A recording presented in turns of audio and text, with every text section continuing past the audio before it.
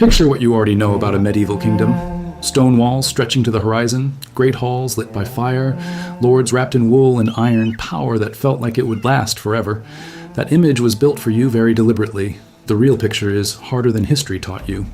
The walls of Crac des Chevaliers in Syria, the Crusader fortress that held through siege after siege between LM42 and 1271 CE, were fighting something every single day that had nothing to do with armies.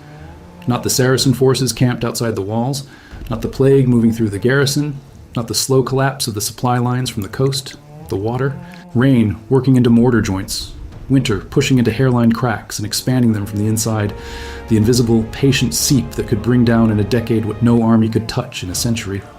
The kingdoms that survived this longest were not the most powerful. They were the ones who found a solution that cost almost nothing.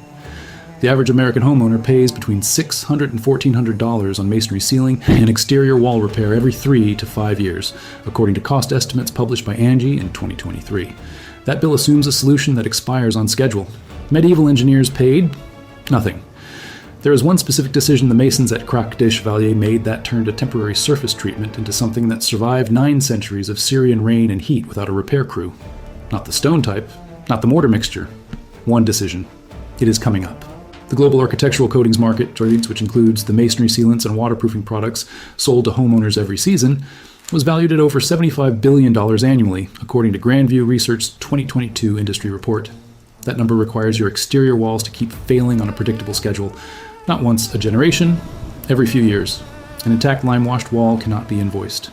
Medieval kingdoms tested their wall protection under conditions that would shred any modern product warranty before the second season. Chateau Gaillard, Richard II's fortress on the Seine, completed in 1198 CE, held through the siege Philip II of France mounted against it in 1203. 8 months. Norman winter rain driven sideways into the stone from October through April. No maintenance crew, no resupply of materials, no option to call it in. The sections that failed were not the oldest sections, not struggled, died. The garrison positions, where moisture had worked into the mortar, where frost had cracked the render, where damp had undermined the stone courses, those were the sections Philip's engineers eventually found purchase in. Not by battering, by waiting. The water did the work for them. An intact, lime-washed wall cannot be invoiced, but here's the part the industry hoped you would never ask. Exactly how it worked. That is what comes next. This is not a new idea. Vitruvius documents lime preparation for exterior surfaces in De Architectura, written around 30 BCE. He specifies the slaking time, the water ratios, the consistency required for weather-resistant application on stone and masonry. Roman engineers applied it to aqueducts that carried water for centuries without cracking at the seams. The Cistercian monks at Fountains Abbey in North Yorkshire, founded in 1132 CE, refined it further. English Heritage's 2012 volume, Practical Building Conservation, Mortars, Renders and Plasters documents, repeated seasonal applications of lime wash across the abbey's stone fabric. Not one coat applied once, season after season, year after year. Each coat was thinner than a credit card. Together they built a surface that breathed like living stone, letting moisture vapor out when the weather dried, turning liquid water away when it rained. The abbey's north walls, covered in that same survey, still carry traces of medieval lime render approaching 900 years old. Theophilus Presbyter, a Benedictine monk writing his technical manual De Diversis Artibus, on various arts, around 1125 CE, describes lime preparation in Book 2 with the precision of someone who had personally watched it go wrong. He specifies the correct working consistency for exterior wall application. He describes what failed lime looks like before it ever touches the stone. He understood, 800 years before polymer chemistry confirmed it, the difference between lime that bonds into stone and lime that sits above it and falls away in the first hard winter.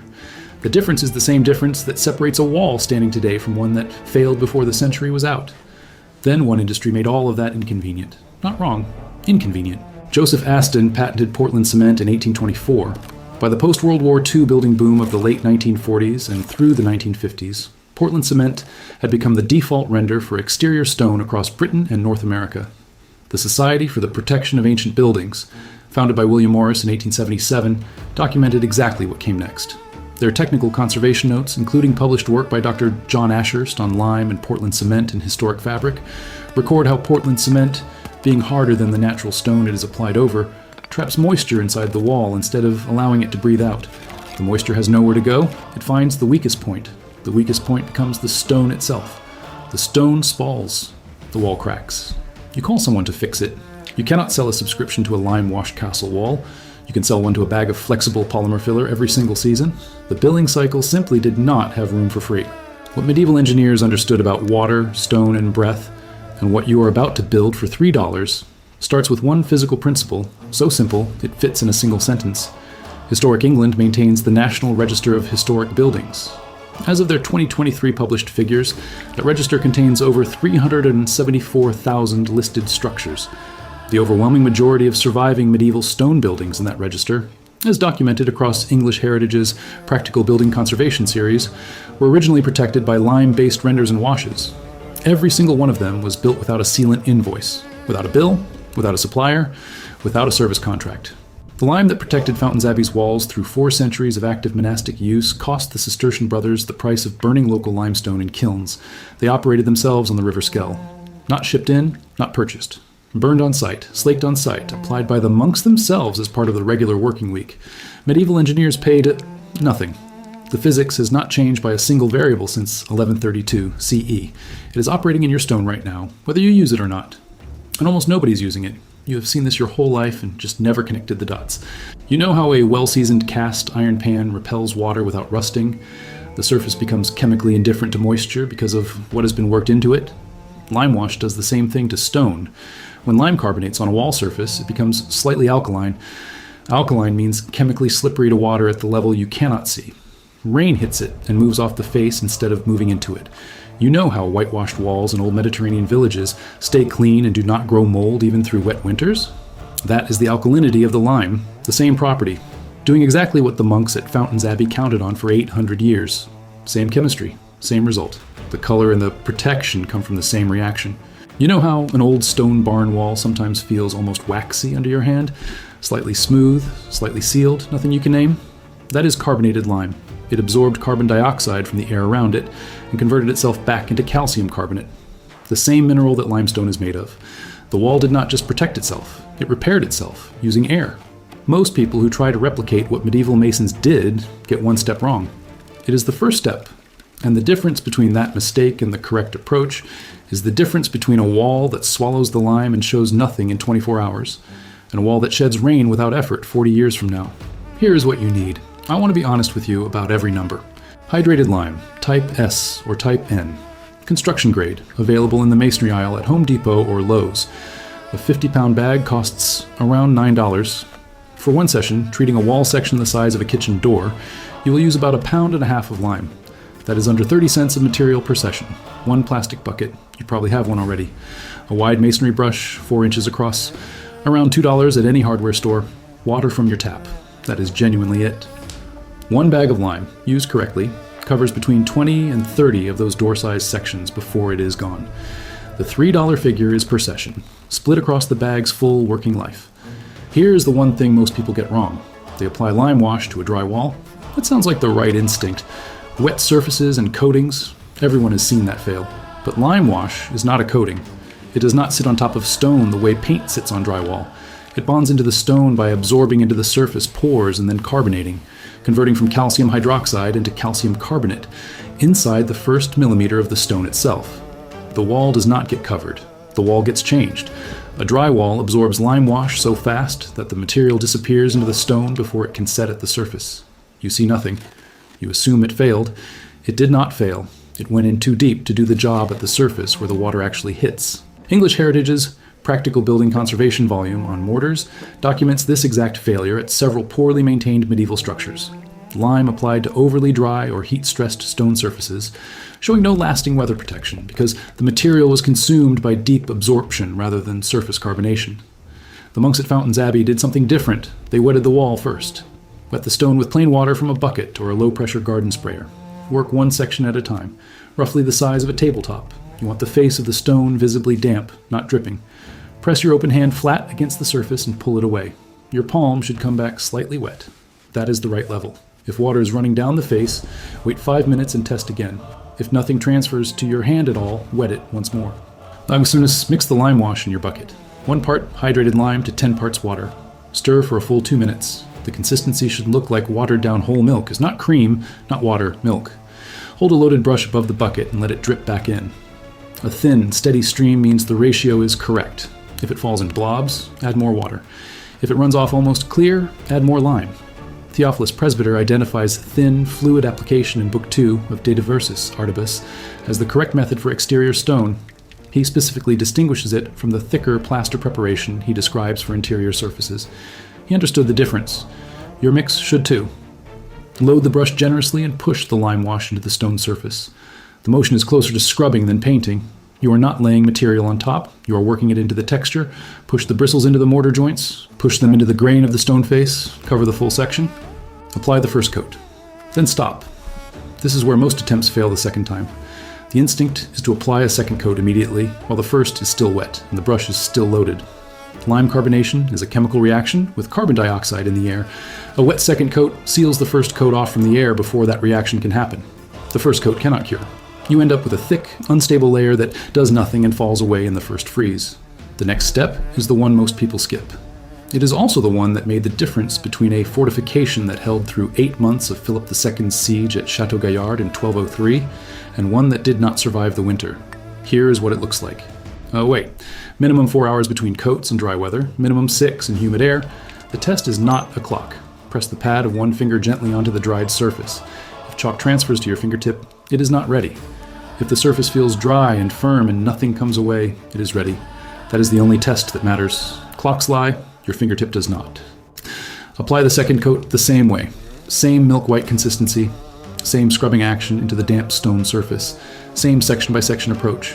Each correctly applied coat deposits a layer of calcium carbonate, approximately the thickness of a single sheet of paper. 3 coats together build something about the thickness of a business card. That thickness, correctly carbonated into the stone, is water repellent. 5 coats, the documented annual maintenance cycle for Fountains Abbey's stone fabric, according to English Heritage's survey, build a surface that manages moisture in both directions, letting vapor exit in dry weather, turning liquid away in wet. Final test before you are done. Pour a teaspoon of water onto the fully dried surface, about what fits in a bottle cap. On a correctly treated wall, it should sit for 2 to 3 seconds before slowly absorbing or slide off the face entirely. If it soaks in immediately, apply 1 more coat and test again. If it beads or runs, you are finished. 1 wall does this. What a family of 4 does with 4 exterior sections of their home, treating them every autumn before the rain season, is something no contractor is called for. No scheduling around someone else's availability. Done in a Saturday morning with a bucket, a brush, and water from the garden hose. No invoice at the end. What the Cistercian monks at Fountains Abbey did with the same principle across an entire working community is the part that changes how you think about the whole problem. Fountains Abbey, at its operational height in the 13th century, housed hundreds of monks and lay brothers across a complex of stone buildings covering several acres, according to the English Heritage Site Guidebook. The great church, the chapter house, the solarium running the full length of the West Range, the infirmary buildings, all lime maintained. All done by the community itself, written into the working rotation by the Rule of St. Benedict, originally composed by Benedict of Nursia around 516 CE. No external supply chain. Limestone burned in the abbey's own kilns on the River Skell, slaked on site, mixed in the morning, applied before the afternoon bell, repeated every autumn for over 4 centuries. And what that means for your street, a row of stone or brick houses all fighting the same damp ingress problem, all paying the same contractor on the same 3-year cycle, all getting the same synthetic product, is that the Cistercian model is sitting in the National Heritage Archive, tested under conditions harsher than anything your postcode will throw at it, costing less than a cup of coffee per section per year. No bills, no infrastructure, no asking anyone's permission. There is one condition where this works less well. Medieval engineers knew it, and the way they solved it is the last thing in the script. Lime wash bonds to natural stone, it bonds to original lime mortar, it does not bond to Portland cement render, and it does not bond to surfaces already sealed with a modern synthetic masonry paint, the kind that forms a continuous, flexible plastic skin across the wall face. If your exterior wall has been treated with a modern waterproofing product before, the lime wash will sit on top of that sealed layer, carbonate loosely, and separate from the surface in the first sharp frost. It will look like the method failed. It did not fail, it was blocked. Medieval engineers did not face Portland cement, but English Heritage's Practical Building Conservation volume records their awareness of the bonding problem in other forms. It documents medieval remediation of previous hard lime renders that had failed, physically raking them back to bare stone before applying fresh lime. The fix is identical today. Strip the synthetic layer with a heat gun and a stiff scraper. Get back to bare stone or original lime mortar.